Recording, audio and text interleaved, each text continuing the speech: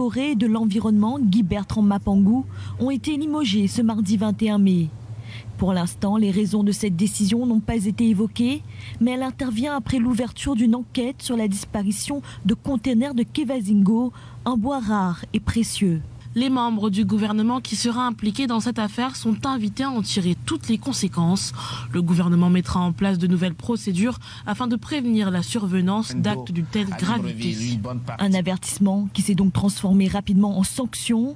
Depuis le début de cette affaire de trafic de bois précieux, plusieurs hauts responsables étaient sur la sellette. Jeudi 16 mai, des collaborateurs du ministre des Forêts avaient d'ailleurs été suspendus. Si pour les proches du pouvoir, ces limogeages illustrent le retour aux affaires du président de la République, pour l'opposition, il n'en est rien. Cette corruption ne peut pas être simplement organisée par les quelques fonctionnaires qui ont été démissionnés ou qui ont été virés, y compris les personnalités gabonaises qui ont été virées hier, les personnalités politiques, j'entends, du gouvernement, c'est-à-dire le vice-président et le ministre en charge des eaux et forêts au Gabon.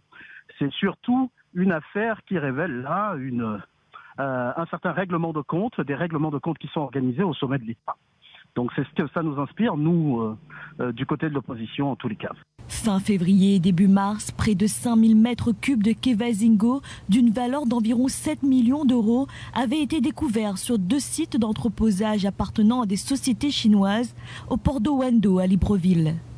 La justice gabonaise a annoncé l'arrestation de 2 ressortissants chinois accusés d'avoir participé au trafic avec la complicité de fonctionnaires gabonais.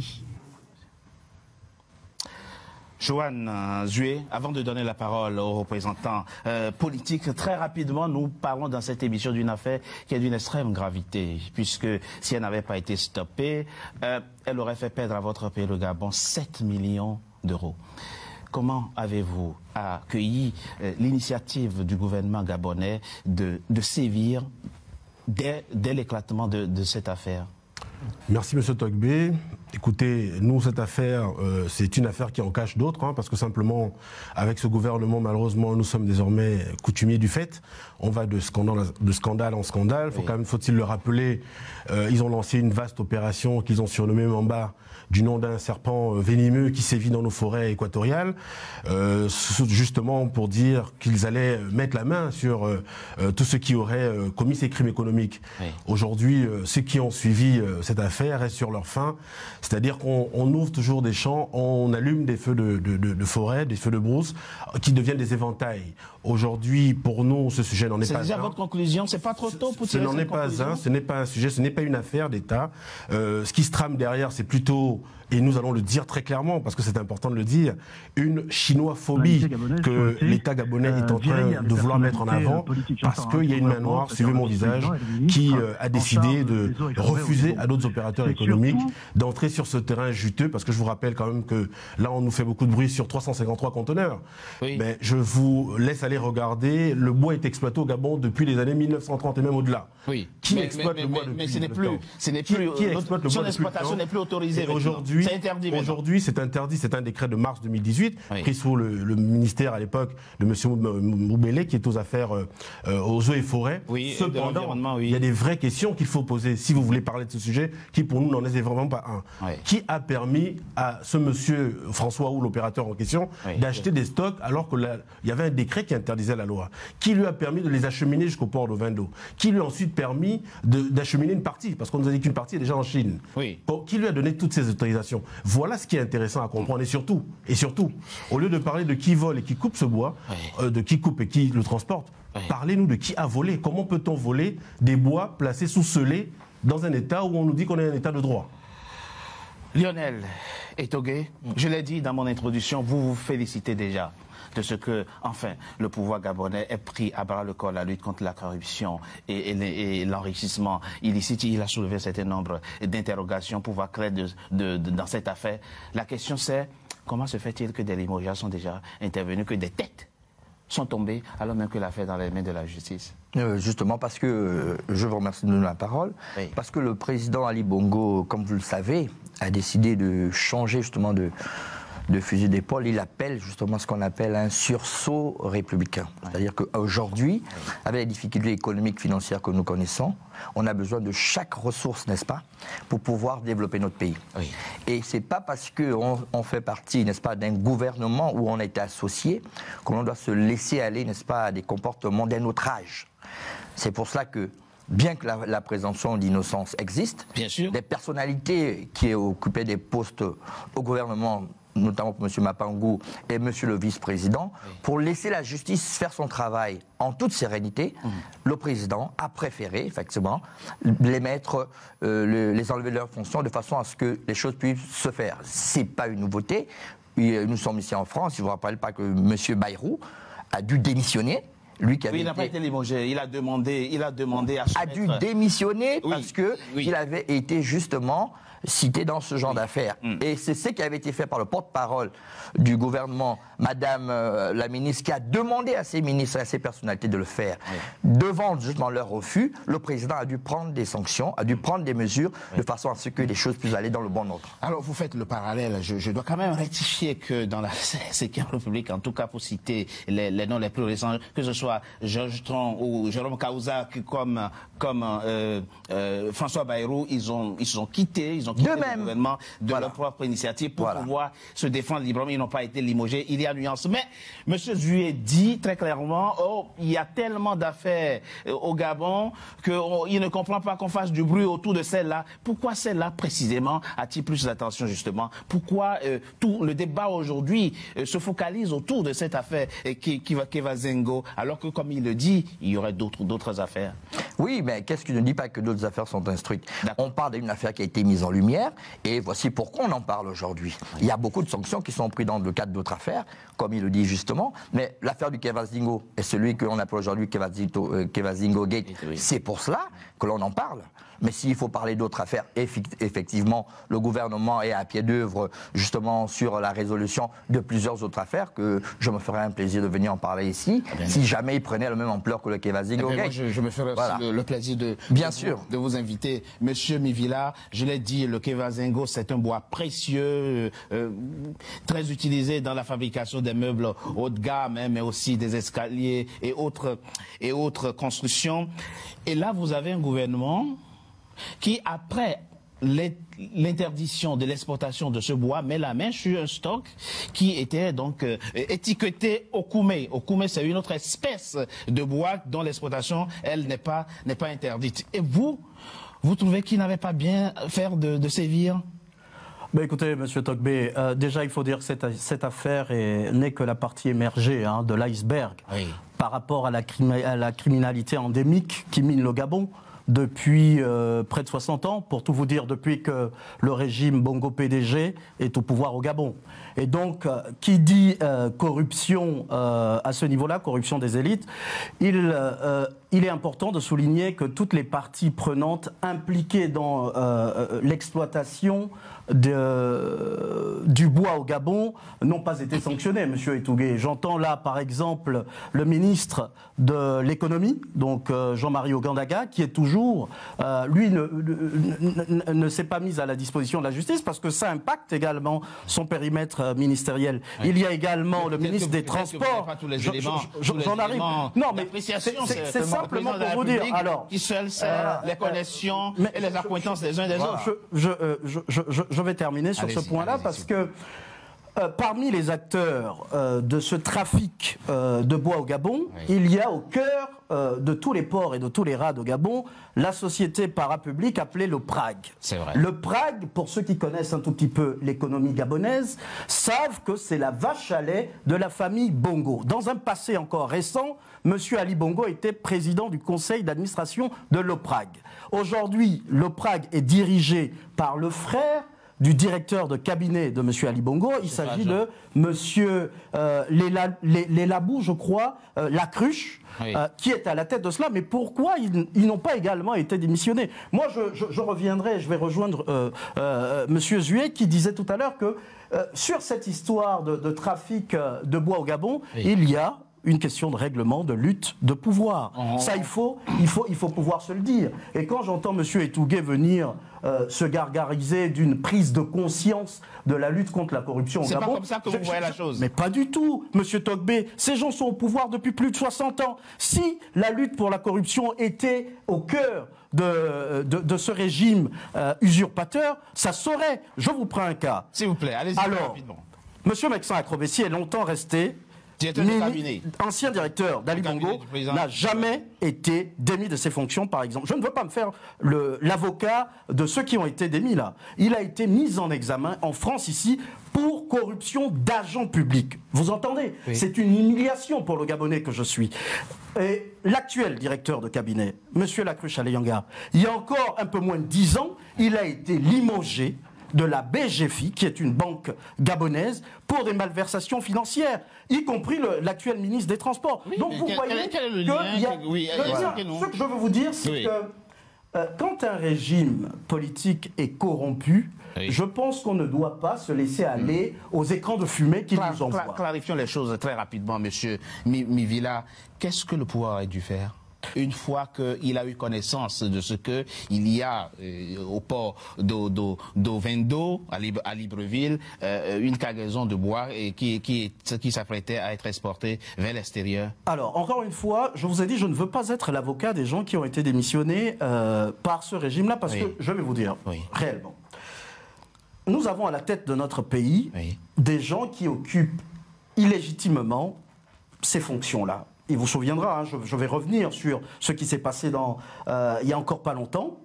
Il y a une crise politique au Gabon. Les Gabonais, en 2016, ont majoritairement rejeté ce système-là. Non, permettez-moi. Il est important. Il est important. C'est pas une question d'être hors sujet. Oui, quand votre incompétence, vous êtes dans du hors-sujet. Non, vous ne pouvez pas parler de hors-sujet. C'est du hors-sujet. Alors, encore une fois, monsieur Mivila, j'ai bien compris votre propos. C'est vrai. Votre question, moi, je ne vais pas répondre à votre question. C'est la réponse que je vous fais. Qu'est-ce qu'il fait là? Je vous dis ceci. Ce gouvernement-là est totalement corrompu. On dit ça. D'accord. Alors, on a dit ça. Et par rapport au cas l'exemple doit venir de là-haut, parce que il ne faut pas donner l'impression que c'est un fait extraordinaire que nous avons découvert là, au niveau du Gabon. Vous pensez que c'est la pratique habituelle dans votre pays? Monsieur Etougué a dit, Ali Bongo a pris conscience que la corruption était un problème, et avec les difficultés économiques, c'est vous qui l'avez dit tout à l'heure, avec les difficultés économiques, il durcit le ton. Mais enfin, qui est responsable de ces difficultés économiques? Qui est corrompu au Gabon, si ce n'est eux-mêmes? D'accord. C'est une crise internationale pour les difficultés économiques. Ça c'est vraiment sachez-le. Monsieur Etougué, s'il vous plaît. Vous comprenez le sentiment? Ils ont le sentiment, en tout cas c'est ce qu'on comprend, qu'il s'est passé tellement de scandales qu'ils ne croient plus au réveil contre la corruption. Oui, mais c'est pour cela. C'est-à-dire que le problème de certains agitateurs, c'est ce qu'on est en train de voir. On a un sujet bien précis qui nous intéresse et on nous parle d'une élection présidentielle. On se permet, laissez-moi aller, M. Togbé, on se permet, quand on va avoir un débat serein, d'avancer serein, on se permet d'avancer des positions personnelles. Qui le veut, que vous le vouliez ou pas, non, que vous le vouliez ou pas, le président de la République, c'est Ali Bongo Ondimba, n'est-ce pas? Il y a un gouvernement qui est reconnu et qui travaille. Voilà les faits. Mais si on considère le propos qui ne soit pas satisfait, nous sommes d'accord, mais on ne peut pas. Il y a une défiance vis-à-vis du pouvoir en ce qui concerne la lutte contre l'enrichissement illicite. Oui, pour monsieur. Mais les Gabonais se félicitent. Parce que je vous rappelle que celui qui a été vice-président, c'est un vice-président qui vient de l'opposition, qui a accepté le dialogue. Du pouvoir. Pourquoi vous rappelez ça? Pour dire que qui a accepté la main tendue. Donc, pour qu'il soit sanctionné, il faut vraiment que l'on comprenne que les faits ont été prouvés, ont été avancés par la justice. Et je vous dis qu'il n'a pas été sanctionné, mis en prison. Il a été démis de ses fonctions. Oui, c'est aussi une forme de sanction. C'est pour vous dire. C'est pour laisser la justice faire son travail en toute sérénité. Et le directeur général de l'OPRAG Le directeur général de l'OPRAC, vous avez bien vu que les investigations, jusqu'à preuve du contraire, ne montrent pas, n'est-ce pas, son implication. Alors, je rappelle, vous savez au moins à quoi sert l'OPRAC. Sa signature. Vous savez au moins à quoi sert l'OPRAC. S'il vous plaît. S'il vous plaît. Monsieur savoir à quoi sert l'OPRAC. Je rappelle que M. Guy Bertrand Mapangou, qui est le ministre gabonais, en tout cas qui jusqu'au 21 mai dernier était encore le ministre des Eaux, des Forêts et de l'Environnement, est un proche du pouvoir. C'est un proche du pouvoir. C'est peut-être important de le préciser. Joanne, oui. Joanne, vous êtes de la société civile. Quels sont, selon vous, les dessous finalement de cette affaire? Qu'est-ce que ça cache finalement? Vous ne savez pas quoi, vous savez pas quoi au volontarisme politique du pouvoir gabonais de lutter enfin contre l'enrichissement illicite. Ça cache quoi pour vous? Écoutez, M. Togbe, vous le voyez vous-même, hein, déjà, voilà un représentant de ce parti qui vient avec quasiment 1h30 de retard dans l'émission, qui vous retarde, qui nous retarde, et qui vient se permettre de faire la leçon. Mais bon, on n'est pas sur les débats de personnes. Ce que j'essaie de vous dire, en fait, pour nous, ce n'est pas un sujet. Pour quelle raison? En 2013, précisément le 15 juillet 2013, oui. Un conteneur chargé de brut, de produits pétroliers, a disparu au large des côtes gabonaises. Oui. On ne l'a jamais retrouvé. On l'a retrouvé, je veux dire, dans les médias, tout le monde en a parlé, on nous a dit, voilà, il y a un conteneur qui a perdu, plus de traces, plus d'enquête. Le 13 août 2018, pareil, un tanker qui comportait 70 000 tonnes de barils de pétrole a disparu au large des côtes gabonaises. Et la litanie, la liste, on peut l'allonger à souhait. C'est ainsi dans le pétrole, c'est ainsi dans... Je vous dis, pour nous, ça n'est pas un sujet. Mais si vous voulez que nous en parlions, parce que nous attendons l'étape d'après, si vous voulez qu'on en parle, on demande au jeune homme en face de nous, d'abord, est-ce qu'il a vu les PV? Puisqu'on nous dit que le procureur a saisi les marchandises. Oui. Ça veut donc dire qu'il dispose de PV. Oui. Le Gabon, en fait, le problème du Gabon, c'est un pays de loi, mais pas de droit. Et justement, oui. Tout l'effort qu'il doit faire, mais qui... ni la volonté, ni les facultés pour le faire. Oui. C'est de faire transiter le Gabon d'un pays de loi, donc où on a écrit beaucoup de lois, à un pays de droit où on les applique. Parce que le code pénal dispose dans ses articles 200 et 300, je ne vais pas les citer ici, vous avez des doutes. Toutes les sanctions qui permettent justement de garantir que la justice s'applique. Même ça ne s'appliquera pas, parce que c'est un gouvernement irresponsable. Des doutes et des réserves par rapport à l'opportunité et à la pertinence de cette affaire, mais il n'y a pas que vous qui le pensez, il y a aussi l'ancien vice-président de la République qui le pense aussi, M. Pierre Claver Maganga Moussavou, qui se dit, lui, victime d'un règlement de compte politique. Mais ça, on en parle dans la deuxième partie de notre émission, après une coup de rose. À tout de suite.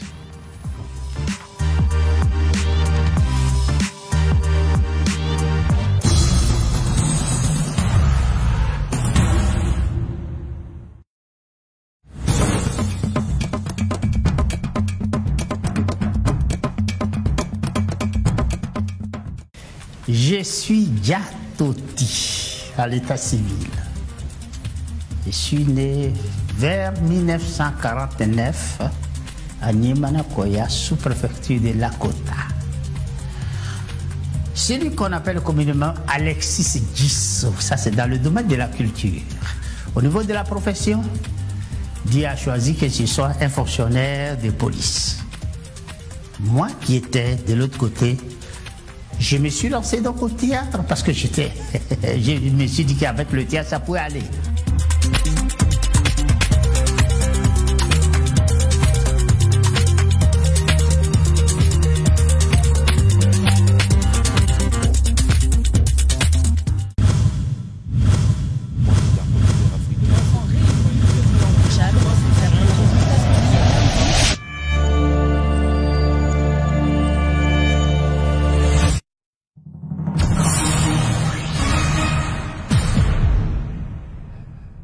News, business, life, Africa 24.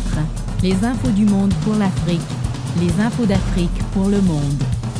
Disponible en Afrique, en Europe, au Moyen-Orient et en Amérique du Nord, Africa 24 est une analyse complète de l'actualité africaine et internationale à chaque heure. Africa 24 est la première chaîne mondiale d'information pour l'Afrique et par l'Afrique. Les infos du monde pour l'Afrique. Les infos d'Afrique pour le monde. Africa 24.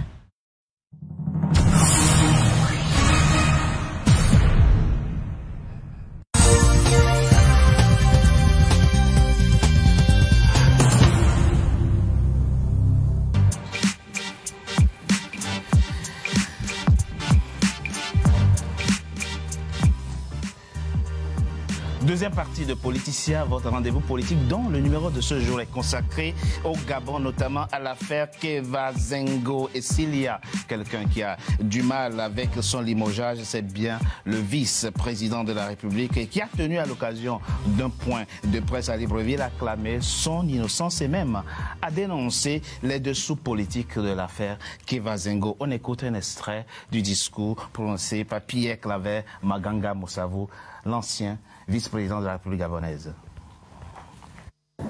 Je dois dire à la face du monde que j'ai le droit de défendre ma dignité. Pourquoi devrait-on chaque fois au Gabon, alors que vous êtes des amis, vous êtes des frères, vous avez été ensemble, pourquoi lorsque le chef de l'État décide de se séparer d'un de ses collaborateurs, des pères de famille, il faille d'abord qu'on le couvre de salissure et rendre la relation qui aurait pu être une bonne relation pour la suite, rendre la relation complètement difficile et impossible. Pourquoi un pays où tout le monde connaît tout le monde? Ça fait quand même, depuis la conférence nationale, que je suis aux côtés du président Ali Bongo. Nous avons fait la conférence nationale ensemble et j'ai été de ceux qui ont stabilisé ce pays. Nous avons fait les accords de Paris ensemble. Nous avons été aux accords d'Arambo. Et toujours face à certaines difficultés, j'étais présent aux accords d'Akanda.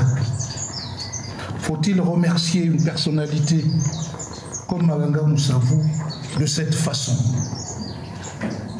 Ou un blanc-bec, au sens propre comme au figuré, qui a moins l'âge de mon fils, peut se permettre de me manquer de respect. Moi qui ai souffert tout le calvaire possible pour amener la paix et le calme dans ce pays. Vous avez vu que pendant que le président de la République était malade, nous avons tenu la barque. Nous avons tenu la barque pendant que le président de la République était malade, dit Pierre Claver Maganga Moussavou, le président du Parti social-démocrate du Gabon. Il est devenu vice-président en août 2017, poste qu'il a occupé jusqu'à son limogeage le 21 mai dernier. On a voulu se débarrasser de moi, dit Pierre Claver Maganga Moussavou. Eh bien, je lui laisse la responsabilité de ses propos. Vous avez bien entendu dans l'extrait, quand il se permet même d'avoir un discours assez léger, blanc-bec, etc., c'est pas digne d'un homme d'État. Et comme il a si bien dit, les choses peuvent bien se passer. Il y a une instruction judiciaire qui est en cours, on attend les conclusions. Il n'a pas besoin effectivement de s'étaler, même si je dois reconnaître, tout comme lui, que je ne suis pas favorable, moi, au lynchage médiatique, etc. Mais quand on est un homme d'État, il y a des choses qui ne se disent pas. Oui. Voilà, il faut savoir prendre son mal en patience et laisser la justice faire son cours. Monsieur Lionel et Tougué, pour que les non-Gabonais qui nous suivent comprennent, et même les Gabonais qui ne sont pas au fait de l'affaire dite Kevazengo nous comprennent. Pourquoi limoge-t-on un vice-président de la République dans une telle affaire qui concerne le bois précieux? Qu'est-ce que le vice-président de la République vient chercher dans une affaire liée au Kevazengo? Non, parce qu'il a demandé instruction. C'est-à-dire qu'il a participé, comme ici il s'agit certainement d'un trafic d'influence, je ne voudrais pas m'avancer comme je vous l'ai dit. Oui, on n'est pas dans le secret de la Voilà, donc il ne faudrait pas... Voilà. Oui. Mais à partir du moment où s'il était clairement par une note écrite de sa part, qu'il demandait de faire diligence à un bois qu'il savait justement interdit, le mieux aurait été pour lui, n'est-ce pas, de s'en recourir vers le président de la République et pas de demander au ministre de tutelle de trouver des mesures. Donc c'est ce genre de choses qui font en sorte que ça prête à confusion. Donc du coup, il est mêlé directement à cette affaire.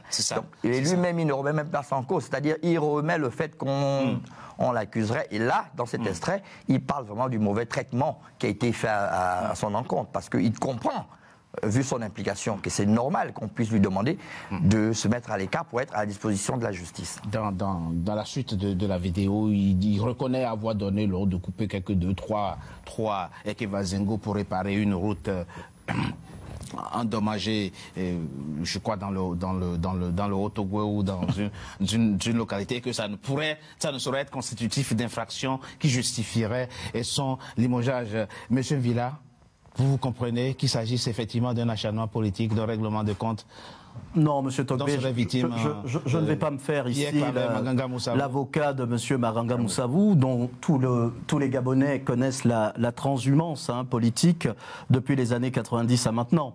Un coup dit homme de l'opposition, un coup avec le pouvoir. Il faut rappeler que Monsieur Maranga Moussavou a été à plusieurs reprises ministre sous Omar Bongo. Oui. Aujourd'hui, il a été vice-président. Oui. Son fils... Plusieurs fois candidat à la présidentielle. Exactement. Son fils est membre de ce gouvernement-là. Donc, je dénie à M. Maranga Moussavou la qualité d'opposant, contrairement à ce que M. Etougué avançait. Il s'opposerait à quoi? À quelle politique? Puisqu'il est vice-président et son fils est membre de ce gouvernement-là. Donc, on ne sait plus quelle est la notion d'opposition. Maintenant, pour revenir à l'affaire qui nous concerne aujourd'hui, le Kevazingo Gate, si je devais dire un mot sur la situation de M. Maranga Moussavou, il n'a, dans cette affaire, aucune autorité à gérer l'exploitation forestière au Gabon. Ouais. Sa note est bien claire, contrairement aux conclusions de M. Etougué. Il demande au ministre de l'époque de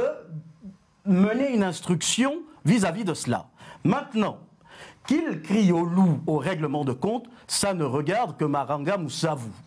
Il est allé pactiser avec le diable au moment où le peuple gabonais attendait de lui un peu de hauteur. Mais il n'y a rien à pardonner. Je vous ai parlé de la relation incestueuse d'un certain nombre de personnalités gabonaises qui desservent les intérêts de la démocratie que l'on attend tous. Par cette transhumance politique-là, donc, Maranga Moussavou, je le dis clairement, s'il a, comme il le prétend, envie de défendre sa dignité, qu'il dise un certain nombre de choses. Il a dit qu'il a travaillé aux côtés d'Ali Bongo. Oui. Qu'il rende compte au peuple gabonais de l'état de santé de M. Ali Bongo. M. Ali Bongo est capable aujourd'hui de... Et puis, d'un mot sur son expression peut-être très imagé, du blanc-bec. Le blanc-bec, c'est qui ici? C'est le directeur de cabinet. Il n'a pas dit comme ça. Hein. Ouais, enfin, je vous l'interprète. Hein. C'est clairement le directeur de cabinet qui est donc M. Farjon, je reprends les mots de Maranga Moussavou, alias Lacruche Alianga. Donc, vous voyez qu'au cœur même de ce pouvoir usurpé se joue une lutte de pouvoir. Bien leur en face, j'ai envie de dire. C'est comme ça que vous décryptez l'affaire Kevazingo. Joanne Zué, il dit, pourquoi au Gabon, quand on veut se débarrasser d'un collaborateur, est-on obligé de le couvrir de salissure? Ben, au Gabon, il y a un proverbe qui dit, le Kleenex n'a pas de poids. Quand on accepte d'aller à la soupe et de se faire passer pour ce qu'on n'est pas, ou de se compromettre pour rien... Pour vous, sont passés dessus. Monsieur Togbé, je vais être très honnête avec vous. Si. En fait, quand on voit le parcours des gens comme ce monsieur, on se dit une seule chose. Oui. Le Gabon, la classe politique gabonaise, pour une bonne partie d'entre elles, nécessite vraiment un véritable aggiornamento, c'est-à-dire une mise à jour. Effectivement, ce monsieur est là depuis toujours et depuis tout le temps, il l'a dit. Mais quand vous avez écouté ce qu'il a appelé une grande conférence de presse, vous êtes journaliste, oui. Je ne sais pas ce que vous avez tiré comme substance. Par contre, il y a 2-3 choses qui nous ont interpellés, nous. Oui. Que le vice-président, en effet, parle de blanc-bec, pour parler du directeur du cabinet de celui qui l'a nommé et qui a pouvoir de nomination et de révocation, que le vice-président nous dise à un moment dans sa prise de parole qu'il ne sait même pas sur quelle identité appeler le directeur de cabinet. Ben, nous, ça nous interpelle. On se dit, qu'est-ce qu'il veut dire par là? Est-ce qu'il veut ouvrir une boîte de Pandore? Est-ce qu'il n'est pas allé au bout de sa logique? C'est quoi sa logique? Ben, on lui pose la question, oui. On la lui renvoie. Et donc on dit tout simplement que nul ne peut se prévaloir de ses propres turpitudes. Monsieur Maranga Moussavou est le premier citoyen, je dis bien le premier, même avant ceux qui soutenaient Monsieur Jean Ping à la dernière élection présidentielle, à l'avoir félicité. Pour aussi vite, lorsqu'il a vu que le pouvoir refuser de basculer par la violence des armes, repartir vers Ali Bongo. Nous disons, il y a une réalité politique. Tout ça pour nous, c'est de l'enfumage. La vraie question, et je vous fais la transition, c'est où est Ali Bongo? Parce que voilà le vrai problème depuis mais on n'en est pas Ali Bongo? Est-il vivant? Est-il mort? Est-il malade? Est-il en capacité? Parce que nous croyons, vous voyez, la société civile, que derrière nos compatriotes, parce que malgré tout, ils demeurent nos compatriotes. Nous pensons qu'il leur reste une once d'humanité, une once.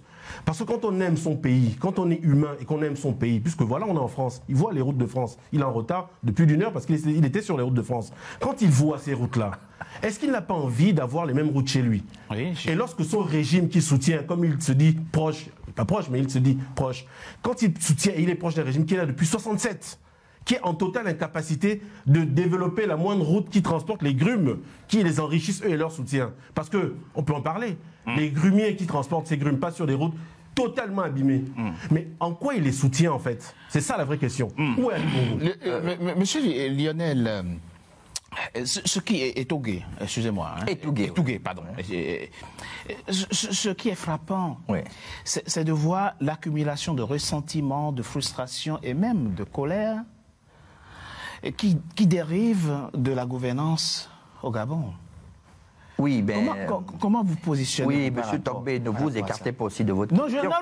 La question était de savoir justement si Manganga Moussavou, M. Manganga Moussavou était justement victime, n'est-ce pas? D'un règlement de compte. Et vous voyez bien que sur le plateau, ça fait l'unanimité qu'il n'y a que non. Voilà. Attention aux interprétations. D'accord. Je préfère. Oui, non, je préfère dire. Je préfère dire que. Il n'y a pas de récupération. Je dis. Je tiens à regarder les choses selon mon appréciation. Selon mon appréciation, que personne ne considère que c'est un règlement de compte. En gros, vous avez dit. Voilà. Bien cherché. C'est bien fait. Voilà. Alors, oui. En gros, je le dis. Alors que ces caïmans-là du régime Bongo PDG s'entretuent entre eux, vous n'allez pas penser que moi, qui suis... Exactement. C'est bien pour le combat que nous menons. Vous comprenez? Donc, voilà, pour moi qui suis un républicain, je comprends qu'il est face à la justice, qui se mettent ça à disposition de la justice, et il n'y a pas justement de chasse aux sorcières contre lui, parce que comme on l'a rappelé, son fils est ministre, ça aurait été un règlement de compte, on a aussi des missions. Je pense pas. Je pense qu'il y a beaucoup de fantasmes, n'est-ce pas, et souvent d'aigreur quand on perd son poste. La seule chose que moi je regrette, c'est qu'un homme d'État devrait se priver de certains langages ou de certains flous qui pourraient semer le trouble. Monsieur Togué, sauf que je reviendrai tout à l'heure sur ma question précédente, mais avant... Quand il dit on a voulu se débarrasser de moi, le moins qu'on puisse dire, c'est que les relations sont tendues entre Pierre Claver, Manganga Moussavou. Oui. Et qui apparemment, il a dit qu'avec le président de la République, tout allait bien. C'est le directeur de cabinet. Et la première dame. Il a dit que tout allait bien avec le président de la République. Oui, vous avez suivi sa conférence. Il a nommément cité. Oui, c'est ça. La première dame, Nourdine Bongo. S'il vous plaît, monsieur Mugila. Et monsieur Farjon, dites-le. La question, c'est moi, je ne fais pas de la politique fantasme. Non, vous avez une fantasme. Voilà. Donc, je ne suis pas dans ce genre de considération. Qu'est-ce qui se passe à la tête de l'État? Mais c'est ce que je suis en train de vous dire. Nous sommes face à quelqu'un, justement, je pense, c'est mon opinion personnelle, qu'il est aigri, il est un peu déçu d'avoir été démis de ses fonctions. Parce qu'il y a M. Mapangou qui a eu une belle phrase, qui a dit, il a été démis de ses fonctions, il attend les conclusions de la justice parce qu'il sait qu'il ne se reproche de rien, mais effectivement, étant impliqué, il attend. Enfin, voilà un homme d'État. Monsieur Manganga Moussavou aurait pu se prévaloir du même discours. Bon, sans nous entraîner dans ce qui peut bien être récupéré, voilà, on nous cite le nom des personnalités qui n'ont rien à voir avec cette affaire. C'est moi qui cite ces personnalités ou c'est Monsieur Manganga Moussavou lui-même? Qui n'ont rien à voir avec cette affaire. C'est vrai qu'à l'occasion de cette conférence, c'est ce que je dis. C'est vrai qu'à cette conférence, il a nommément cité des gens proches du président Ali Bongo. C'est de la distraction. Il est reproché sur des faits précis. Lui, il nous emmène justement dans ses ressentis personnels. Oui, il paraîtrait que comme j'ai eu ce problème, il paraît... C'est pas ça un homme d'État. Il y a un problème du Kevazingo. Vous avez donné des instructions votre signature est à l'intérieur. Le président ne veut plus de ça. Le président Ali Bongo souhaite la sérénité. Donc pour cela, il vous démet de ses fonctions. Vous attendez les conclusions de la justice. Vous êtes un homme d'État, vous vous considérez comme tel. Vous n'allez pas nous emmener dans le flou. Je ne l'ai pas vu, je n'ai pas vu le président, je l'ai vu le président, j'ai voulu dire ceci, j'ai voulu dire cela. Qu'est-ce que c'est, ce genre d'esbrouf? Et c'est souvent ces amalgames-là qui sont récupérés, ou comme vous-même vous savez, sur la toile. On dit tout et n'importe quoi, mais quand c'est suscité par des hommes d'État, on avait vu un homme, et on se pose des questions. Un homme atteint dans sa dignité, qui visiblement n'a pas l'air de baisser les bras, qui veut se battre. Et qui malheureusement encore ouvert une autre brèche justement à ces propos qui pourraient mettre à mal sa dignité. Parce que quand il veut se mettre au niveau d'un jeune monsieur qui fait son travail selon les instructions du président de la République, on trouve ça décevant. Vous pensez qu'il y a une rupture entre le président de la République et lui, parce que s'il s'attaque à ses collaborateurs, il s'attaque directement au président de la République. Bien évidemment, merci de souligner, M. Togbé. Mais d'un mot sur notre contradicteur, moi je suis toujours désagréablement surpris de l'arrogance avec laquelle les soutiens de ce régime dictatorial peuvent tenir des propos. L'ancien vice-président tient une conférence de presse où il cite nommément la première dame du Gabon, Sylvia Bongo, le fils d'Ali Bongo, Nourdine Bongo, et M. Alianga Lacruche ou M. Farjon. Il dit que ces trois personnes lui en veuillent par rapport au choix qu'ils ont fait entre la convalescence de M. Ali Bongo au Maroc ou à Londres. Mais moi, je vais vous dire clairement le fond de ma pensée, puisqu'on parle d'écran de fumée là-dessus. Oui. Je dis, se joue aujourd'hui au Gabon, à la tête de cette dictature, une lutte de pouvoir. Ce sont vos mots, hein. C'est comme ça. Oui, ce sont mes mots que j'assume pleinement. Exactement. Alors, cette lutte de pouvoir, qu'est-ce qui se passe? Il y a un certain nombre de clans.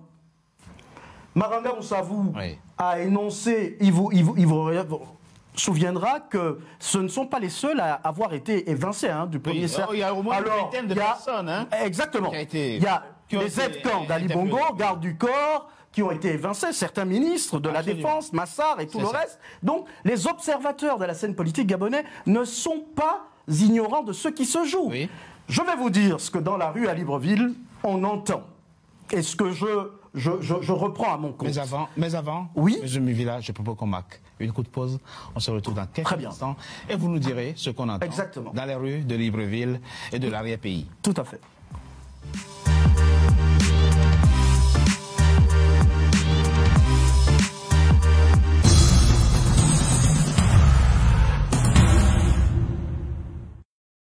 Vous êtes avocat de formation, récemment sénateur, et vous avez lancé la fondation Ouidad. Qu'est-ce qui vous fait courir? C'est un élan de participer activement à la vie sociale de son pays. La fondation Ouidad a véritablement un objectif social. Est-ce que vous diriez que jusqu'à présent, la politique sociale qui a été menée, notamment dans la province dont vous parlez, a été un échec pour l'instant?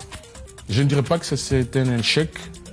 Mais je dirais qu'il y a un grand pas qui a été déjà franchi, qui mérite d'être soutenu et accompagné. Les médias congolais disent de vous que vous faites partie d'une nouvelle génération d'hommes politiques. Est-ce qu'il y a une volonté chez vous de rompre avec les anciennes pratiques? Mais ce n'est pas vraiment de rompre, parce que vous savez, qu'on le veuille ou pas, il y a une loi de la nature, il y a une génération qui doit passer, une autre qui doit prendre place.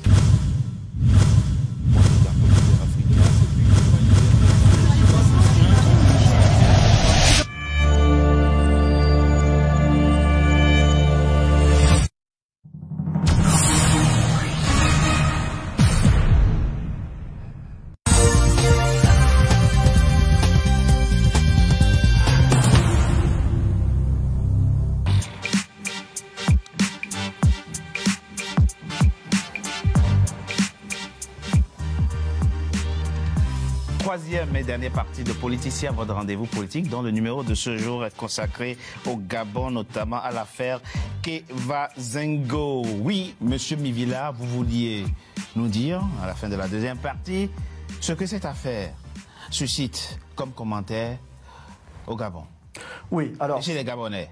Cette affaire, qu'est-ce que ça inspire? Les Gabonais qui savent observer la scène politique gabonaise ont bien compris que cette affaire de Kevazingo est un écran de fumée. D'accord.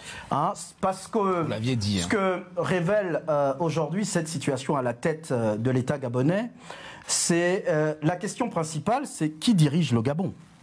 Quand M. Maranga Moussavou, entre les lignes au cours de sa conférence, pose la question de qui dirige le Gabon, moi j'ai un peu peur pour l'avenir de ce pays parce que c'est le même Maranga Moussavou, accompagné de l'ancien Premier ministre, qui s'est rendu au Maroc et qui nous a affirmé ici et là que tout allait bien. Un proche du pouvoir est à cette table. Oui, mais je vais aller au bout, vous n'allez pas faire le tapis du pouvoir. Allez-y très rapidement. Alors, je disais avant la pause... qu'au sommet de l'État, il y a une lutte pour le pouvoir. D'un côté, nous avons une lutte pour le pouvoir. Une lutte pour le pouvoir, même pour la succession. J'assume mes propos. Déjà. Alors, qu'est-ce qui se passe? On connaît la santé chancelante de M. Ali Bongo depuis son AVC ou double AVC, en tous les cas à Riyad. On a observé au fur et à mesure, entre octobre 2018 et maintenant, un certain nombre de changements autour du premier cercle d'Ali Bongo. Ils en sont victimes ici et là.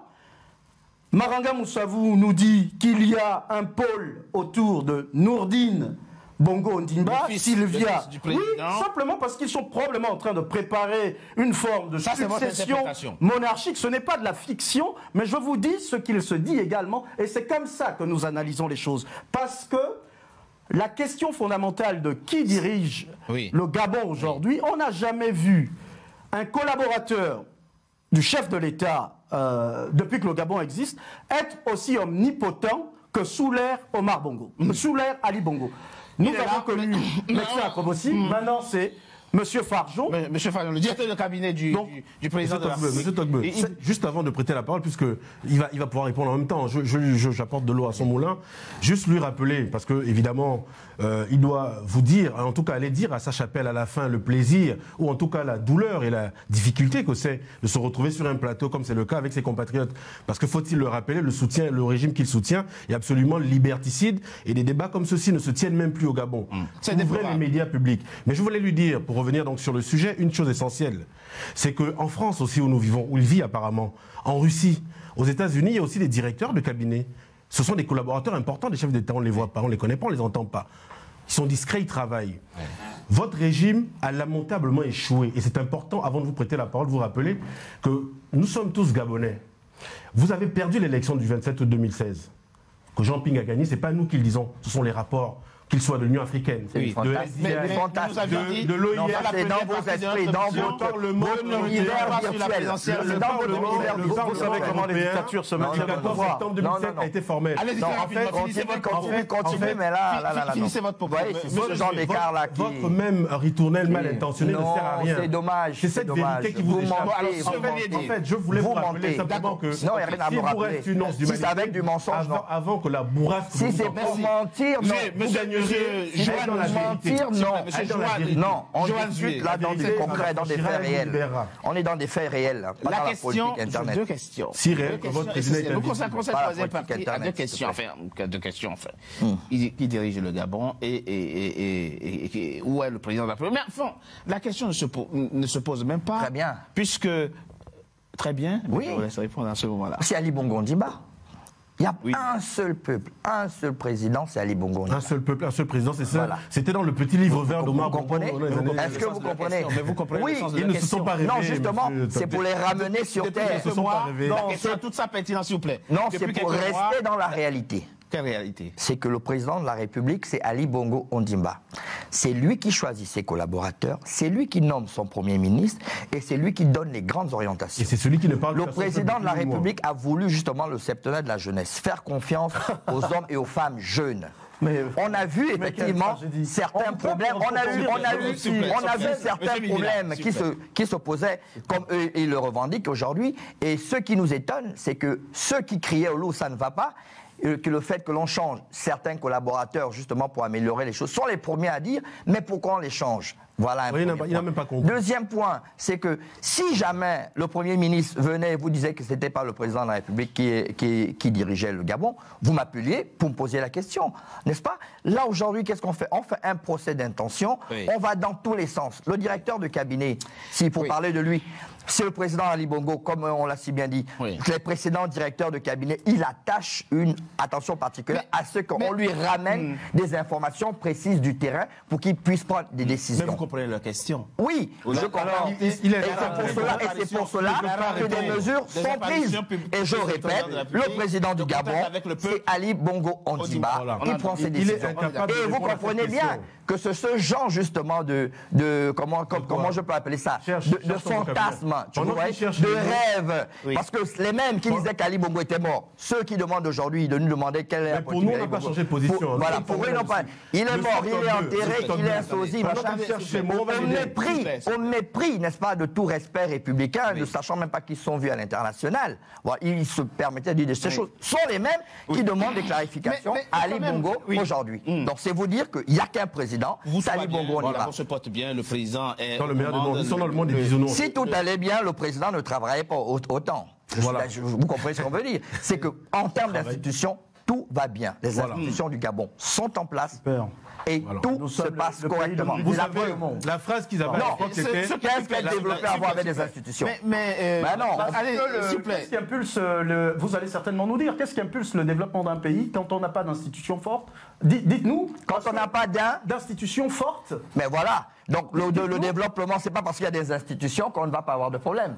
Non, c'est bien pour ça. Vous avez vu les gilets jaunes, non? Alors, allez-y, pas poser de questions. Ces comparaisons biaisées. Alors moi, je voudrais revenir. Il a fait sa réponse. Le président gabonais s'appelle Ali Bongo. C'est lui qui commence. Il a fait sa réponse. Bien évidemment, je n'attendais pas moins de lui, parce que vous savez qu'en face. C'est surtout probablement une de ces promotions qu'il est en train de rechercher. Alors, moi je cherche la liberté, la libération et l'établissement d'un état de droit au Gabon. Quand je vous pose cette question aux allures rhétoriques de qui dirige le Gabon, c'est simplement, encore une fois, vous le prenez peut-être comme une vue de l'esprit, mais actuellement se joue véritablement une guerre de succession au sein de ce pouvoir. Nous assistons là progressivement à la déchéance du Parti démocratique gabonais au détriment de ce qu'ils appellent chez eux l'association des jeunes émergents. Monsieur, s'il vous plaît, du Parti social. Alors, quand nous parlons du régime Bongo PDG, nous disons Maranga Moussavou a toujours, je vous l'ai dit, a toujours travaillé, a été plusieurs fois ministre pour la famille Bongo. Je reviens. Candidat à la présidentielle de 93, candidat à la présidentielle de 98. Et il a fini où après tout cela? Toujours dans les gouvernements d'Omar Bongo. Et là, il a eu une super promotion, il était vice-président. Mais je voudrais revenir sur certains propos de M. Etougué qui parle d'un mandat, d'un septennat consacré à la famille. Mais avant, il dit quelque chose quand même, décryptons quand même ce que dit le vice-président, enfin l'ancien vice-président Maganga Moussavou. Il ne conteste pas que le décret qui l'a limogé est signé de la main du président de la République. Le décret pris le 21 mai pour le limoger a été signé par le président de la République. Il ne le dit pas. Et dans son propos, il dit, quand le président était malade et convalescent, nous avions tenu la barque. Donc, il sous-entend qu'actuellement, le capitaine... Très bien. La barque tangue, surtout. Et a pris le gouvernement. À votre avis, quand il traite le premier collaborateur, quand il traite le premier collaborateur de ce même président de la République de Blanc-Bec, c'est là où vous avez posé la question là. Et est-ce que, parce que moi je ne vais pas, c'est pas une émission pour décrier. Non. Souffrez de m'écouter. C'est là où il perd pied. Donc, quand au bout de sa conférence de presse, il remet en cause, au cours de cette conférence de presse-là, l'état de santé d'Ali Bongo, son incapacité à diriger ce pays-là, en sous-entendant que certaines décisions sont directement prises par le premier des collaborateurs d'Ali Bongo, c'est-à-dire le directeur de cabinet. Ça, c'est avant. Non, mais c'est au cours de sa conférence de presse. Pendant la maladie, la convalescence, oui. Non, et même pendant. Un mot. Donc, oui, bien entendu, quand il était malade, évidemment. Et même pendant. D'accord. Alors, Monsieur Etougué nous dit tout va bien au Gabon. Oui. C'est ce qu'il a dit. Non, j'ai pas dit ça. Un mot. Juste un mot. Pour les institutions, tout va bien. Avec votre permission. Sujet civil, allez-y très rapidement. Très rapidement. On a bien compris que c'est ça le Gabon. Le Gabon, c'est le Capharnaüm. Dès qu'on amène ces gens, c'est le désordre. Nous étions un peu plus calmes avant qu'il arrive. Je veux juste vous dire une chose. Monsieur Maganga, s'il faut finir là-dessus, ne fait même pas l'unanimité. Son fils ne démissionne même pas pour l'instant du gouvernement. Ne nous éternisons pas sur ses propres turpitudes. Personne ne peut se prévaloir de ses propres turpitudes. Ce que nous disons, c'est qu'il y a eu au Gabon entre-temps, dans l'intervalle du décès ou de la convalescence, nous ne savons pas, de M. Ali Bongo, il y a eu un coup d'État au Gabon, une tentative. Il ne s'est pas exprimé là-dessus. Tout le monde nous dit qu'il va bien. D'ailleurs, on a vu, et nous le regrettons, parce qu'aujourd'hui, nous sommes très solidaires des autres peuples. C'est pour ça que nous l'entendons par rigueur. Mais on a vu des présidents d'autres pays venir nous dire, alors qu'ils ne sont pas médecins, qu'il va très bien. Mais nous apprenons dans le même temps qu'il va très bien. Dans quelques jours, la fondation Antonine, qui porte leur nom de famille, fera une commémoration et invite des présidents de la CEMAC, comme par hasard et comme par enchantement, M. Ali Bongo, en tout cas pour le sosie qu'on nous montre, ne sera pas à Libreville. Merci. Ça pose un problème. Qui dirige le Gabon? Le Gabon. Qui dirige le Gabon? Il a répondu. Et il est temps d'appeler à la vacance et que le pays avance. Merci. Voilà. Merci Joanne Zué d'avoir participé à cette émission sur le Gabon, notamment pour évoquer les dessous de l'affaire Kevazingo. Patrick Mivila, merci. Vous l'avez dit. Répété, il se joue à la tête du Gabon une lutte de pouvoir, on verra. Succession, même. Il faut le préciser et que les Gabonais soient vigilants parce que 2016 n'a pas été élu. Pardon, bon, enfin, je veux dire la Cour constitutionnelle, l'a nommé, il a été élu, il a été élu. Sa belle-mère, la mère de ses deux frères ou deux demi-frères. D'ailleurs, on se demande où elle est avec tout ce qui se passe. La République, mais Monsieur Lionel, on la cherche actuellement, cette dame. Vous ne pouvez pas rester sourd à ce ressentiment, à cette frustration, à cette déception et à cette envie de plus de liberté et de démocratie au Gabon. On vous souhaite le meilleur. Oui, c'est pour ça que le président justement appelle tout le monde, tous les Gabonais, de tous bords politiques, à travailler ensemble. Ok, on attend sa conférence de presse en direct. On souhaite qu'Ali Bongo nous lance. Donc rassurez-vous, tout va bien. Dans une conférence il y a un seul président de la vous République, pourrez même vous poser des questions. Et il nomme ses collaborateurs comme il a envie. Cette conférence de presse en direct de M. Ali Bongo, où il appellerait les Gabonais de tout horizon, discuter. On a quelques questions à lui poser. C'est la fin. Et on aura une discussion d'outre-tombe. De politicien à votre rendez-vous politique. Je vous remercie d'avoir été nombreux à suivre. Restez toujours fidèles au programme d'Africa 24. À très bientôt pour un nouveau numéro de Politicien. Merci à vous. Merci. Voilà. Tu vois la France?